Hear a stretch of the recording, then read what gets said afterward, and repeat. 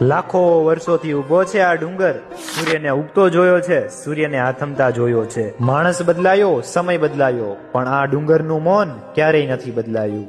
જગતના કોઈ પણ ખૂણે બેઠી હોય, ચામુંડા ક્યારેય છાની નો રહે. ઈ તો એના પરચા કહી દેતા હોય, એના લોકોના સુખના દિવસો કહી દેતા હોય કે નક્કી એના પર માં ચામુંડાનો હાથ હોવો જોઈએ. આ માત્ર ડુંગર નથી, આ તો એ ધરતીનો સાક્ષી છે. જ્યારે અસત્યની ઉર્જા પરાકાષ્ઠાએ હતી, એ બે નામ ચંડ અને મુંડ, પૃથ્વી પરનો હાહાકાર અને દેવતાઓની છેલ્લી આશા. અને પછી માનું પ્રાગટ્ય થયું, ક્રોધનું એવું સ્વરૂપ કે આકાશ પણ કંપી ઉઠ્યું. ન કોઈ રક્ષા, ન કોઈ કરુણા, માત્ર વિનાશનું દેવી સત્ય. તલવારનો એક જ ઝાટકો, ચંડનું માથું ધડથી અલગ, મુંડનું માથું ધડથી અલગ. આમ ચંડ અને મુંડને મારીને ચામુંડા કહેવાયા. ત્યારે માતાએ સાબિત કરી દીધું, દુનિયામાં કોઈ પણ અંધકાર ક્યારેય ટકી શકતો નથી. જય ચામુંડમાં.